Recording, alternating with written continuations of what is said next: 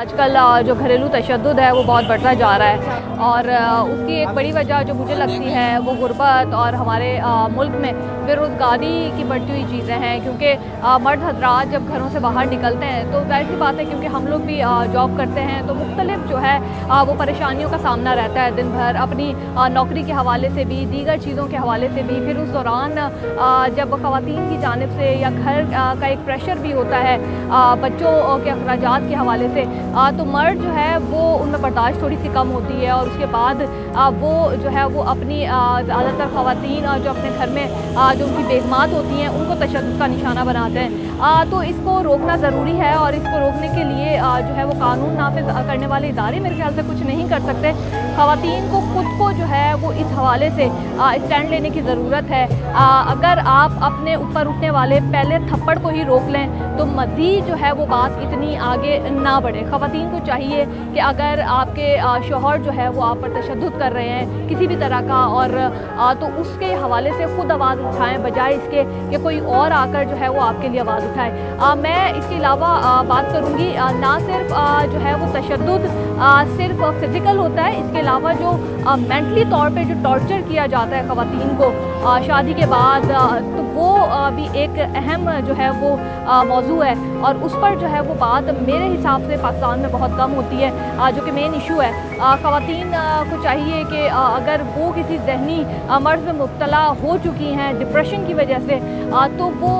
Psychologist के पास जाके अपने सेशंस ले सकती हैं ताकि अपनी डिप्रेशन को जो है वो कम कर सकें।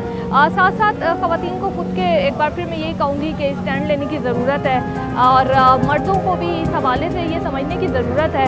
कि ज़हनी तनाव जो है वो सिर्फ मर्दों में ही नहीं बल्कि ख़वातीन में भी होता है और हमारे मुल्क में हर फर्द जो है वो इस वक्त ज़हनी तनाव का शिकार है। तो बजाय इसके कि अपने घर में मारपीट करने के, आप जो है वो माहिरीन नफ्सियात के पास जाके अपने सेशंस ले सकते हैं। उससे आप ख़ुद भी जो आपका एक दिमागी सुकून है वो आपको मिलेगा, आपके इर्द गिर्द रहने वाले लोग जो हैं वो भी सुकून में रह सकेंगे।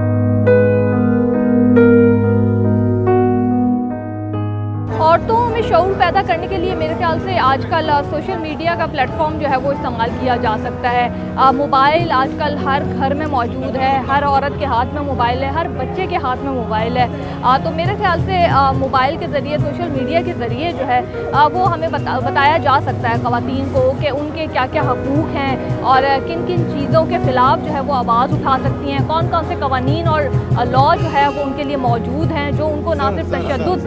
जो है वो जिस्मानी तशद्दुद बल्कि ज़हनी तशद्दुद की जो सज़ाएँ हैं वो भी मौजूद हैं। तो सोशल मीडिया के ज़रिए जो है वो पैगाम पहुँचाया जा सकता है। इसके अलावा मुख्तलिफ मैंने आज ही एक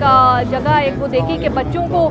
जो टीके कब लगते हैं और कौन से उसके लगते हैं, तो वो एक रक्शे के पीछे पूरी लिस्ट और एक बैनर लगा हुआ था। तो मेरे ख्याल से रक्शे और पब्लिक ट्रांसपोर्ट पर भी इस तरीके की चीज़ें जो है वो उर्दू ज़ुबान में लिखी होनी चाहिए ताकि एक नॉर्मल पढ़ी लिखी औरत भी उन कवानीन को और उन चीज़ों को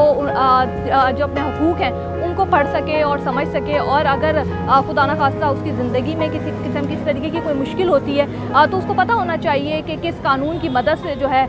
वो अपने ऊपर होने वाले जुल्म को रोक सकते हैं।